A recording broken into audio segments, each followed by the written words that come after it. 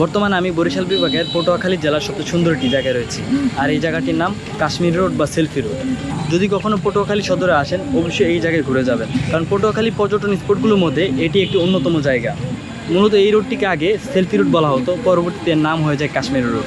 আর এই নামকরণের পিছনে একটি কারণ রয়েছে।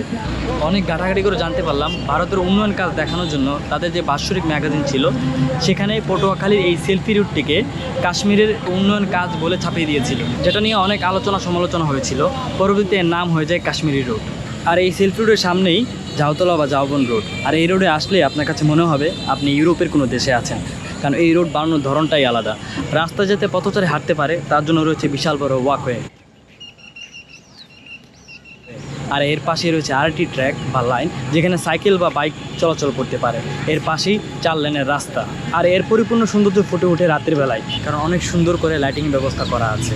তাই বলবো পটুয়াখালীতে যদি আসেন অবশ্যই এই সেলফি রোডে এসে ঘুরে যাবেন এবং এর সৌন্দর্য দেখে যাবেন।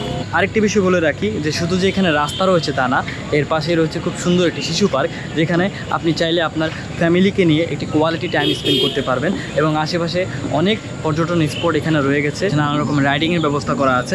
আসলে এই জায়গার সৌন্দর্যটা আমি আপনাদেরকে বলে বা ব্যাখ্যা করে আমি আপনাকে উপস্থাপন করতে পারবো না। আপনারা যদি কখনো এই পটুয়াখালীতে আসেন অবশ্যই এই সেলফি রোডে বা এই কাশ্মীরি রোডে এসে ঘুরে যাবেন। আর এর রাতের যে সৌন্দর্যটা এটা আরও ব্যতিক্রম হয়ে যায়। তখন মনে হবে যে আপনি আসলেই বাইরের কোনো দেশে অবস্থান করছেন এবং এটা হয়তো বাংলাদেশের কোনো জায়গা না।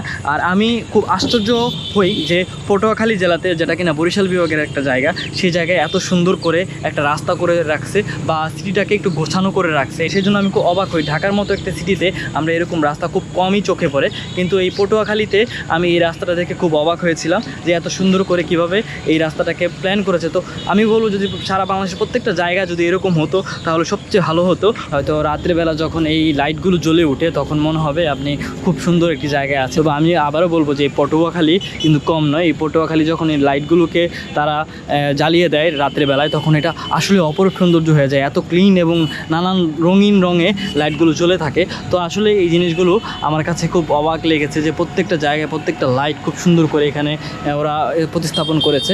আর সামনেই হচ্ছে, ঠিক আমার সামনেই হচ্ছে একটি শিশু পার্ক আছে। প্রচুর মানুষ এখানে রয়েছে সামনে। আমরা হয়তো দেখতে পাচ্ছি ওয়াকওয়েতে নারী, পুরুষ, ছেলে, বাচ্চা, বৃদ্ধ সবাই এখানে হাঁটাচলা করতেছে। তো আমার কাছে এই জিনিসটা আসলে খুব আশ্চর্য লেগেছে যে এত সুন্দর করে এই পটুয়াখালীতে বা বরিশাল মতো জায়গাতে এই সুন্দর একটি জায়গা আমরা পেয়েছি বা দেখেছি। আরেকটা জিনিস বলে রাখি, এখানে হচ্ছে সামনেই আরেকটা লেক আছে। তো লেককে ঘিরে আরেকটা পার্ক তৈরি করতেছে ওরা। তো আমার আজকে এই ভিডিওটি এই পর্যন্ত রাখছি। পরবর্তী হাজির হচ্ছি বরিশাল বিভাগের নতুন কোনো জায়গা, নতুন কোনো ভিডিও নিয়ে। তো সবাই ভালো থাকবেন, ভালো রাখবেন, বেশি বেশি করে গাছ লাগাবেন এন্ড পরিবেশ বাঁচাবেন। ধন্যবাদ সবাইকে।